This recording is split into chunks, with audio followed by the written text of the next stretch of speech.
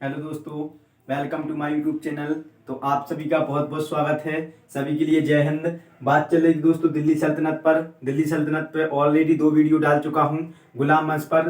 तो वो जिसने ना देखे हो तो डिस्क्रिप्शन में लिंक डाल दूंगा, तो आप सब देख लीजिएगा। गुलाम वंश में दोस्तों बलबन जो कब से कब तक 1266 से लेकर 1286 तक 20 साल शासन करता है। और इसके शासनकाल तक जब तक यह जिंदा रहता है तब तक तो गुलाम वंश ठीक ठाक था। और जैसे ही इसका उत्तराधिकारी कौन, कैकुबाद कैकुबाद शासक बनता है, जो 1286 से लेकर 1290 तक उतना युग शासक नहीं था। और कैकुबाद के बाद में कौन बनता है, कैमूर बनता है, जो गुलाम वंश का अंतिम शासक था, जो कब 1290 में जिसकी हत्या कौन करता है, जलालुद्दीन खिलजी। जलालुद्दीन खिलजी दोस्तों 1290 में इसकी हत्या कर देता है। और कौन से वंश की स्थापना करता है, खिलजी वंश की स्थापना करता है। ये आप याद रखोगे। 1290 में जो गुलाम वंश का अंतिम शासक कौन था, कैमूर था। दोस्तों जो खिलजी थे यह भी मोहम्मद गौरी के साथ भारत आए हुए थे, लेकिन इनको शुरू से ही उतना सम्मान नहीं मिला था दिल्ली सल्तनत में जितना ये उपेक्षा करते थे। क्योंकि जो जलालुद्दीन खिलजी वगैरह थे, इनको जहां भारत पर मंगोल आक्रमण हो रहे थे तो वहां पर सुरक्षा हेतु इनको तैनात किया गया था। तो इसका फायदा उठाकर जो जलालुद्दीन खिलजी होता है, ये इतना योग्य शासक नहीं था, बहुत ही कमजोर शासक था।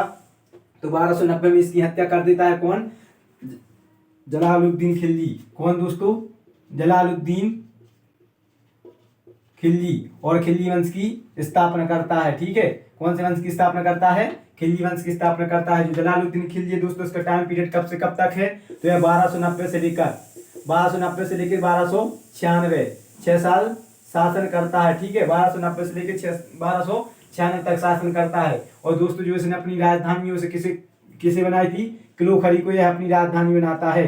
किलो खरी को अपनी राजधानी बनाता है और यहीं पर इसका राज्याभिषेक होता है। दोस्तों जो जलालुद्दीन खिलजी है, यह 1 वर्ष तक दिल्ली में प्रवेश नहीं कर पाया था। क्यों नहीं कर पाया था, क्योंकि जो दिल्ली की जनता है, दिल्ली की जनता इसे गैर तौर पर समझती थी और यही इसका कारण था कि यह दिल्ली में प्रवेश नहीं कर पाया था। दोस्तों एकमात्र शासक था कौन, जलालुद्दीन खिलजी दिल्ली सल्तनत में, जिसने क्षमा, दया और कृपालुता को शासन का आधार बनाया था। क्षमा, दया और कृपालुता का आधार बनाया था। तो ये आप याद रखोगे, एकमात्र शासक वह कौन सा था कि जिसने क्षमा, दया और कृपालुता को शासन का आधार बनाया था, तो वह कौन था, जलालुद्दीन खिलजी था। ठीक है दोस्तों, जो इसकी एकमात्र विजय है, तो इसने एकमात्र विजय की थी कौन सी, मंडावर विजय। ये आप याद रखोगे।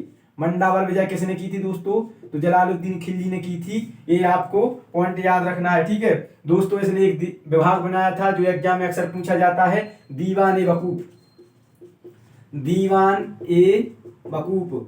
तो पहली बात तो आपको याद रखना है दोस्तों कि दीवान ए वकूफ विभाग का निर्माण किसने किया था, तो जलालुद्दीन खिलजी ने किया था। और जो दीवान ए वकूफ विभाग था यह क्या करता था, तो जो राजकीय आय और व्यय का ब्यौरा रखता था। ठीक है, राजकीय आय और व्यय का ब्यौरा रखता था। तो ये आपको याद रखना है कि जो राजकीय आय और व्यय का ब्यौरा रखता था वह कौन सा विभाग था, दीवान ए वकूफ था, जिसकी स्थापना किसने की थी, जलालुद्दीन खिलजी के द्वारा की गई थी। दोस्तों जो जलालुद्दीन खिलजी होता है, इसका भतीजा होता है कौन, अलाउद्दीन खिलजी। अलाउद्दीन खिलजी जो 1296 में, कब, 1296 में, अलाउद्दीन खिलजी 1296 में दोस्तों देवगिरी को जीतता है। जो दिल्ली सल्तनत में पहली जीत थी किसकी, दक्षिण भारत में। दक्षिण भारत में यह एक मुस्लिमों की पहली जीत थी। मुस्लिमों की दक्षिण भारत में पहली जीत कौन सी थी, 1296 में। जो इसका भतीजा होता है कौन, अलाउद्दीन खिलजी, देवगिरी को जीतता है। दोस्तों जैसे यह अलाउद्दीन खिलजी देवगिरी को जीतता है, तो इसका चाचा होता है कौन, जलालुद्दीन खिलजी। जलालुद्दीन खिलजी इससे मिलने के लिए जाता है, किससे, अलाउद्दीन खिलजी के लिए। और जो अलाउद्दीन खिलजी होता है दोस्तों, यह अपने चाचा की हत्या कर देता है कौन से स्थान पर, कड़ा नामक स्थान पर। ये आप याद रखोगे, अक्सर एग्जाम में क्वेश्चन पूछा जाता है कि जो अलाउद्दीन खिलजी था, अलाउद्दीन खिलजी ने अपने चाचा जलालुद्दीन की हत्या कहां पर की थी, तो कड़ा नामक स्थान पर की थी। ठीक है, कड़ा नामक स्थान पर दोस्तों हत्या करके फिर जो खिलजी वंश का नेक्स्ट शासक बनता है वो बनता है अलाउद्दीन खिलजी। तो इसके बाद में बात करेंगे अलाउद्दीन खिलजी पर। दोस्तों अगर आपको जानकारी अच्छी लग रही हो तो वीडियो को जरूर लाइक कीजिएगा और अपने दोस्तों में शेयर कीजिएगा। खिलजी वंश कब से कब तक, 1290 से लेके 1320 तक। ठीक है, इन्होंने ओनली 30 साल शासन किया है। सल्तनत काल में सबसे कम शासन करने वाला राजवंश है। संस्थापक तो बता दिया। इसके बाद में कौन आता है दोस्तों, अलाउद्दीन खिलजी। अलाउद्दीन खिलजी। अलाउद्दीन खिलजी दोस्तों, जो अलाउद्दीन खिलजी होता है, या कब से कब तक शासन करता है, तो 1296 से लेकर 1316 ईस्वी तक, ये टाइम पीरियड आप याद रखोगे, ठीक है। 1296 से लेकर 1316 तक यह शासन करता है। जो इसका मूल नाम था, तो मूल नाम आप याद रखोगे, अक्सर एग्जाम में पूछ लिया जाता है। तो इसका मूल नाम क्या था? अली गुरसाप। मूल नाम क्या था दोस्तों? अली गुरसाप। इसका मूल नाम क्या था? अली गुरसाप था, ठीक है। और जो इसको उपाधियां दी गई थी, उपाधियां कौन कौन सी दी गई थी? तो द्वितीय सिकंदर। उपाधियां क्या क्या दी गई थी दोस्तों? द्वितीय सिकंदर और सिकंदर ईसानी। सिकंदर ईसानी अक्सर एग्जाम में पूछ ली जाती है उपाधियां, तो आप याद रखोगे। सिकंदर ईसानी कौन कहलाता था? अलाउद्दीन खिलजी या द्वितीय सिकंदर। दोस्तों, जो यह अलाउद्दीन खिलजी था, यह पैगंबर की तरह क्या धर्म प्रवर्तक और सिकंदर की तरह विश्व विजेता बनना चाहता था। तो ये आप याद रखोगे कि वह कौन सा शासक था दिल्ली सल्तनत में, और किस वंश का शासक था? जो पैगंबर की तरह धर्म प्रवर्तक तथा सिकंदर की तरह विश्व विजेता बनना चाहता था। तो वह कौन सा शासक था? अलाउद्दीन खिलजी था। जो अलाउद्दीन खिलजी का मित्र होता है कौन? ऐन-उल मुल्क। कौन सा मित्र होता है? ऐन-उल मुल्क। दोस्तों, जो ऐन-उल मुल्क होता है, फिर इसके परामर्श पर यह विचार फिर त्याग देता है पैगंबर की तरह धर्म प्रवर्तक बनने का और सिकंदर की तरह विश्व विजेता बनने का त्याग किसकी? ऐन-उल मुल्क जो किसका मित्र होता है? अलाउद्दीन खिलजी का मित्र होता है। इसके परामर्श पर फिर यह विचार त्याग देता है। अब जो इसके द्वारा ऐसे कुछ कार्य किए गए हैं, जो यह स्मरणीय है इतिहास में, और जो इसके कार्य हैं एग्जाम में अक्सर पूछ लिए जाते हैं। तो चलिए स्टार्ट करते हैं। तो दोस्तों, पहली बात करते हैं कि केंद्र में स्थायी सेना रखने वाला यह प्रथम सुल्तान था। तो क्वेश्चन पूछा जाता है केंद्र में स्थायी सेना रखने वाला पहला शासक कौन सा था? तो वह कौन था? अलाउद्दीन खिलजी था। ये आप याद रखोगे। केंद्र में स्थायी सेना रखने वाला शासक कौन सा था दोस्तों? अलाउद्दीन खिलजी था। इसके बाद में दोस्तों, इसने पहले क्या होता था कि जो सैनिक थे, सैनिक को नगद वेतन नहीं दिया जाता था। उनको अपनी सेवा के बदले उनको भूमि दी जाती थी कि आप इस पर भूमि कर लो। लेकिन जो अलाउद्दीन खिलजी था, यह प्रथम शासक था जिसने सैनिकों को नगद वेतन देना स्टार्ट किया था।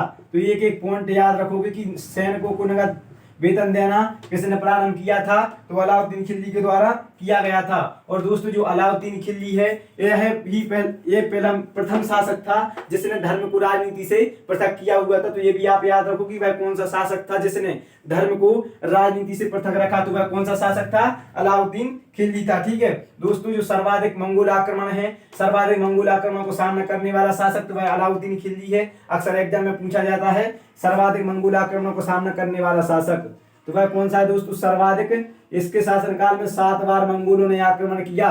तो सर्वाधिक मंगोल आक्रमण को सामना करने वाला शासक कौन था दोस्तों? अलाउद्दीन खिलजी था। दक्षिण विजय करने वाला पहला सुल्तान, क्योंकि आप देख रहे हो कि यह 1296 में देवगिरी को जीतता है, ठीक है। देवगिरी को जीतता है और वहीं पर उसी के उपलक्ष्य में जो उसका चाचा होता है कौन? जलालुद्दीन खिलजी। जलालुद्दीन खिलजी इससे मिलने के लिए जाता है और फिर अलाउद्दीन खिलजी इसका फायदा उठा के कड़ा नामक स्थान पर अपने चाचा की हत्या करके शासक बना। आप देख ही रहे हो। तो दक्षिण विजय करने वाला पहला शासक कौन था? तो वह कौन था दोस्तों? अलाउद्दीन खिलजी था। ये भी आप याद रखोगे। इसके बाद में इसने विश्वा को इकाई मानकर, ये भी क्वेश्चन पूछ लिया जाता है कि विश्वा को इकाई मानकर भूमि की पैमाइश कराने वाला पहला सुल्तान, तो वह कौन सा था दोस्तों? अलाउद्दीन खिलजी वह शासक था जिसने विश्वा को इकाई मानकर भूमि की पैमाइश कराई थी, ठीक है। इसके बाद दोस्तों सबसे मोस्ट इंपोर्टेंट आती कि इसने 50% कर वसूलना स्टार्ट किया था।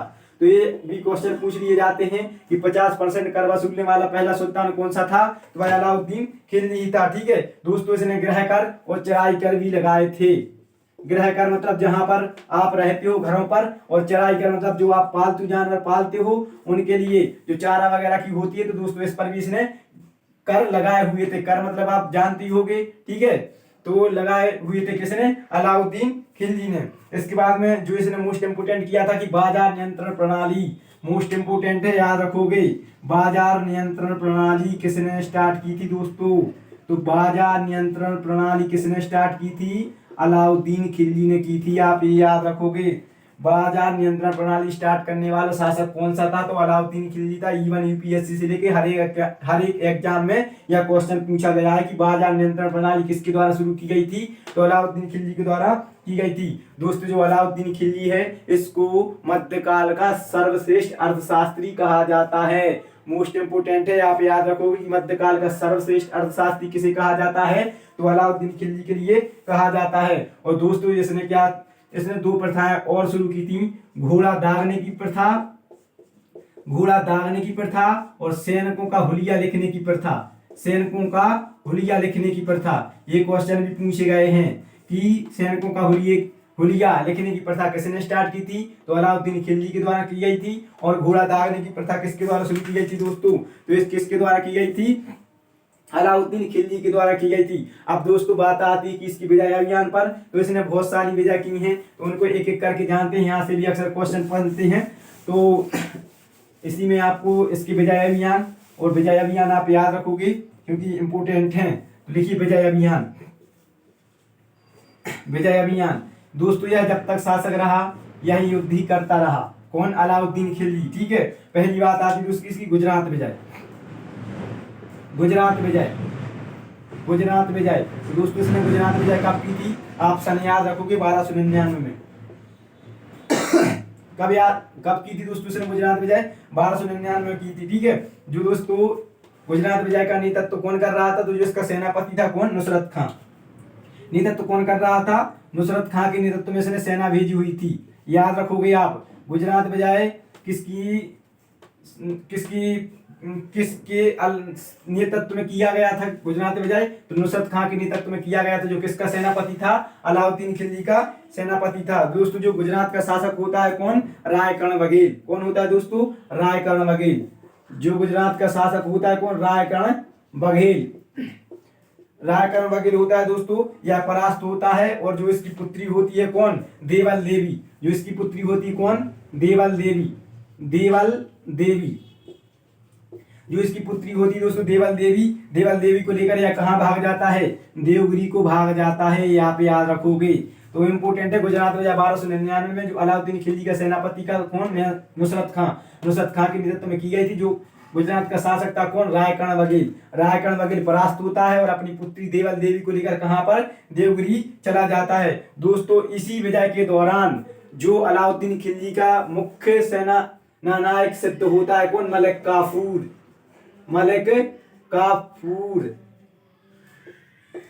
काफूर इसको इसी विजय के दौरान मिला था। ये आप याद रखोगे।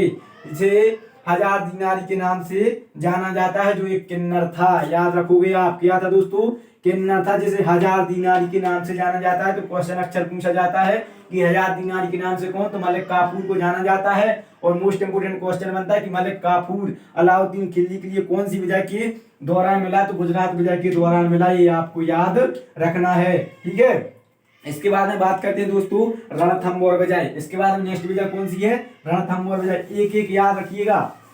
1299 में गुजरात विजय, इसके बाद में नेक्स्ट रणथंभौर विजय।